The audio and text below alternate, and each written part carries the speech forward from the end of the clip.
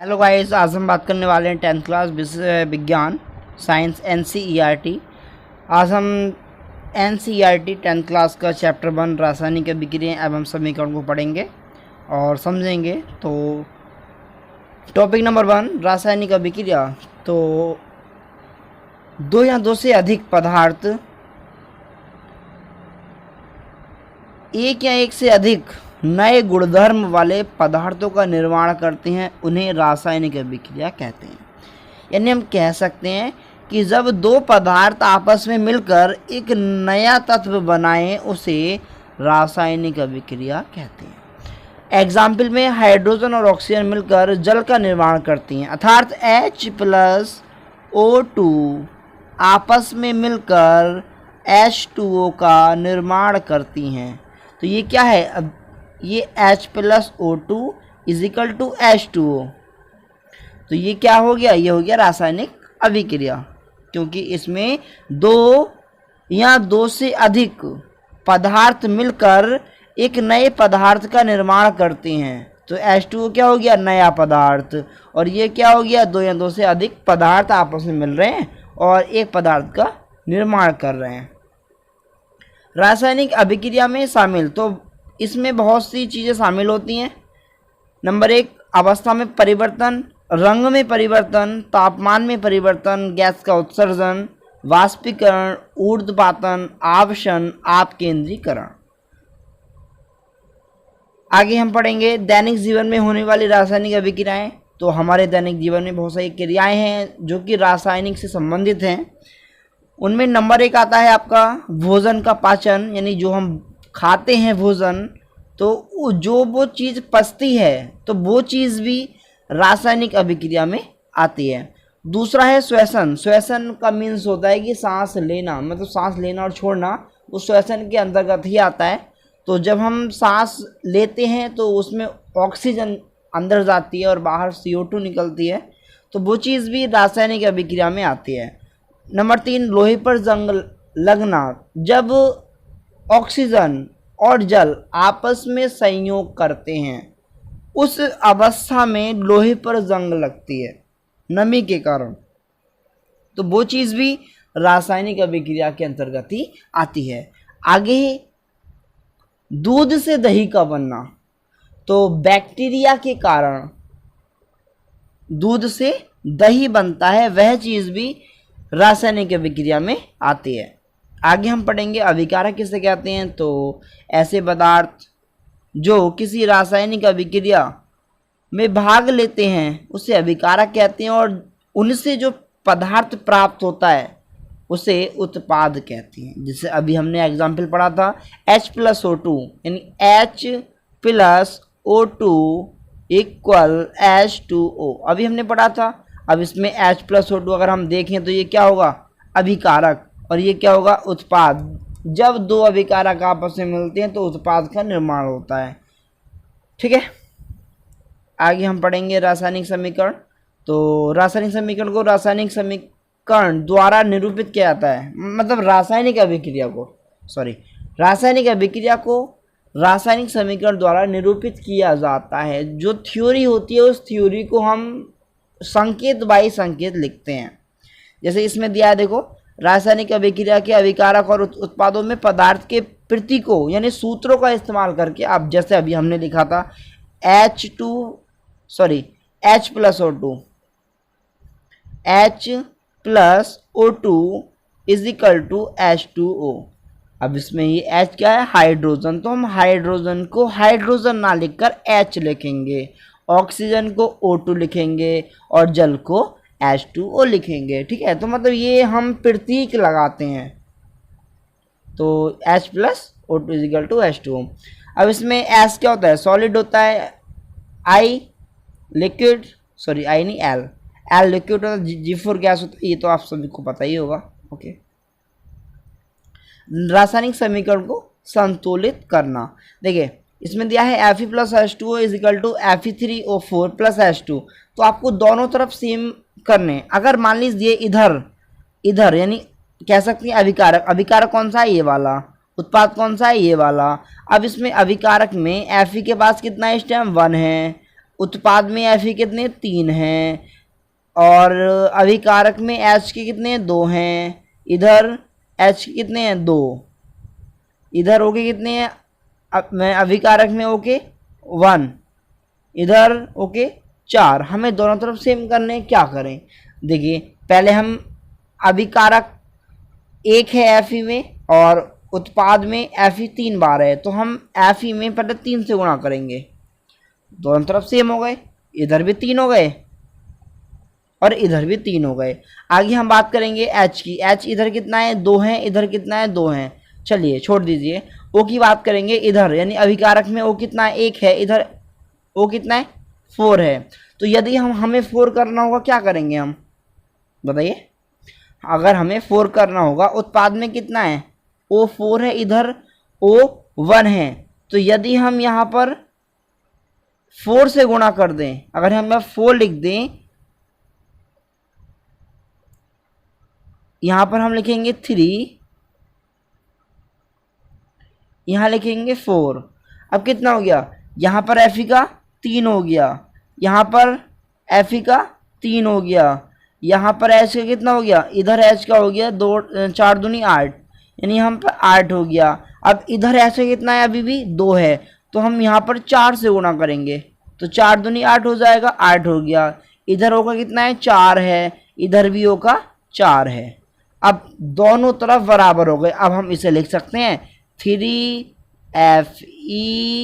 Plus 4H2O equal Fe3O4 plus 4H2। ये अब आपकी संतुलित समीकरण बन गई। ओके, एक बार फिर बता रहा हूं, आपको दोनों तरफ अभिकारक और उत्पाद दोनों में ही इनके तत्वों की अणुओं की संख्या आपको सेम करनी पड़ेगी। मान लीजिए अगर अभिकारक में Fe की संख्या 3 है तो आपको उत्पाद में भी 3 ही करनी पड़ेगी, चाहे आप 2 से गुणा करें या आप 4 से गुणा करें, ऐसी और बेस, वो आपकी इच्छा है। आगे हम पढ़ेंगे रासायनिक समीकरणों को संतुलित करना क्यों आवश्यक है। पहला आता है द्रव्यमान संरक्षण का नियम। तो किसी भी रासायनिक अभिक्रिया में ना तो द्रव्यमान का निर्माण होता है और ना ही विनाश होता है, अर्थात हम कह सकते हैं जितना भी द्रव्यमान है वह संरक्षित रहता है, नहीं नष्ट होता और ना ही उत्पन्न होता और ना ही नष्ट होता। निष्कर्ष क्या निकलता है, रासायनिक अभिक्रिया के पहले अभिकारक एवं उसके बाद उत्पाद दोनों के परमाणुओं की संख्या बराबर होनी चाहिए, दोनों की संख्या बराबर ही होनी चाहिए। रासायनिक अभिक्रियाओं के प्रकार, पहला आता है आपका संयोजन अभिक्रिया। तो इस अभिक्रिया में 2 या 2 से अधिक अभिकारक, क्या दोबारा फिर समझिए, इस अभिक्रिया में 2 या 2 से अधिक अभिकारक मिलकर एकल उत्पाद बनाते हैं। क्या समझे, यदि 2 अभिकारक आपस में मिलकर एक अभिकारक बनाएंगे एक, तो उसे हम क्या बोलेंगे, संयोजन अभिक्रिया। जैसे मान लीजिए C+O2 is equal to CO2, तो इसमें क्या है 2 अभिकारक मिल रहे हैं और एक उत्पाद बना रहे हैं। अब बात समझ लेते हैं, यहाँ पर S लिखा है, C के पास S, ये क्या है, S पर सॉलिड होता है, G4 गैस होता है। देखिए C क्या है, एक ठोस है, O2 गैस है, तो गैस के लिए G लगाते हैं, CO2 एक गैस है तो गैस के लिए G लगाते हैं। अभी पीछे ही हमने पढ़ा है अभी, चलिए आगे पढ़ते हैं। अब वियोजन अभिक्रिया, देखिए एक अभिकारक टूटकर 2 या 2 से अधिक उत्पाद में बदल जाता है, उसे वियोजन अभिक्रिया कहते हैं। वियोजन, देखिए नाम से पता पड़ रहा है, वियोजन का मीन्स होता है टूटना। जब एक अभिकारक 2 में टूट जाए तो उसे वियोजन अभिक्रिया कहते हैं। और ये 3 प्रकार से हो सकती है, ऊष्मीय, वैद्युत प्रकार से है। नंबर 3 विस्थापन अभिक्रिया। तो इस अभिक्रिया में अधिक क्रियाशील तत्व, क्या समझे, अधिक वाले तत्व है, मतलब जो ताकतवर आदमी है वो छोटे आदमी को विस्थापित कर देता है।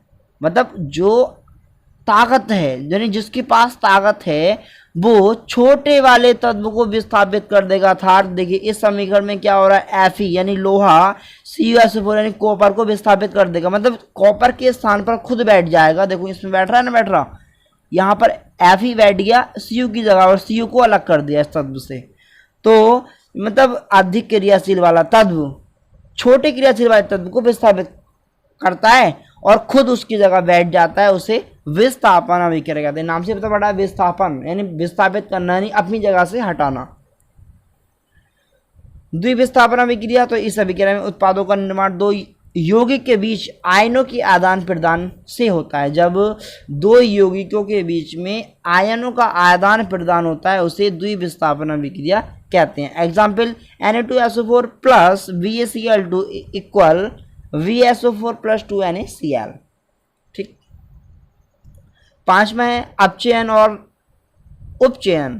तो देखिए, उपचयन को ऑक्सीकरण भी कहते हैं, उपचयन को ऑक्सीकरण भी कहते हैं। अगर कहीं ऑक्सीकरण भी आ जाए तो आप छोड़ के मत आना, अब यदि एग्जाम में ऑक्सीकरण लिख के आ जाए तो, क्योंकि उपचयन को ऑक्सीकरण कहते हैं। उपचयन, देखिए पदार्थ में ऑक्सीजन ज़्यादा होना, मतलब जिस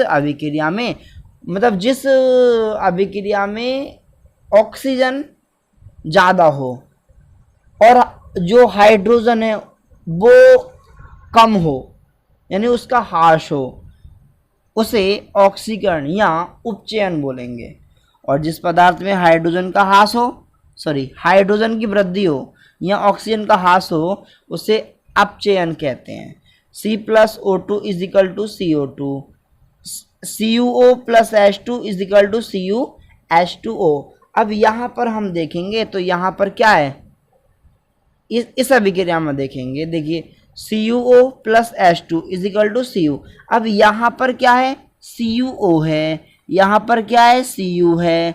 अब यहाँ से O हट गया और यहाँ पर H2 ज़्यादा हो गया, तो यहाँ पर हम कह सकते हैं, देखिए जो मुक्त अवस्था में कोई मतलब पदार्थ होता है तो उसकी जो ऑक्सीजन संख्या वो 0 होती है, तो CuO की 0 हो गई। दैनिक जीवन में अपचयन अभिक्रियाओं के प्रभाव, तो पहला आता है संक्षारण। संक्षारण क्या होता है, संक्षारण वो होता है जब कोई धातु यानी लोहा मान सकते हैं हम, लोहा वायु, ये पानी के और अम्ल, वायु पानी या अम्ल आदि के संपर्क में आ जाती है तो उसके ऊपर जंग आ जाती है, जंग लगना जो बोलते हैं, तो जंग को ही हम संक्षारण कहते हैं। तो इसका एग्जाम्पल है कि लोहे के ऊपर जंग आना या चांदी पर ब्लैक वाली परत जो आती है वो आना, तांबे पर हरी परत आना आदि। आगे हम पढ़ेंगे विक्रगंधिता। तो वसायुक्त और तेलीय खाद्य सामग्री में वायु के संपर्क में आने पर उपचयित हो जाते हैं, जिससे उनके स्वाद और गंध में परिवर्तन हो जाता है, उसे बोलते हैं विक्रगंधिता। यानी मतलब वो बेकार हो जाते हैं, मतलब वो सड़ जाते हैं, बुझ जाते हैं, उसे बोलते हैं। आगे हम पढ़ेंगे रासायनिक अभिक्रिया के प्रकार। तो पहला है ऊष्माक्षेपी अभिक्रिया। तो जिन अभिक्रियाओं में उत्पाद के निर्माण के साथ साथ ऊष्मा का उत्सर्जन होता है, मतलब ऊष्मा उत्पन्न होती है, जिन अभिक्रियाओं में ऊष्मा उत्पन्न होती है उसे ऊष्माक्षेपी अभिक्रिया कहते हैं। जैसे CH4 plus O2 equal Cu2 plus 2H2O plus ऊष्मा, तो इसमें ऊष्मा उत्पन्न हो रही है, तो जिस अभिक्रिया में ऊष्मा उत्पन्न होती है उसे ऊष्माक्षेपी अभिक्रिया कहते हैं। आगे ऊष्माशोषी अभिक्रिया। तो जिन अभिक्रियाओं में अभिकारकों को तोड़ने के लिए ऊष्मा, प्रकाश या विद्युत ऊर्जा की आवश्यकता होती है उसे ऊष्माशोषी अभिक्रिया कहते हैं।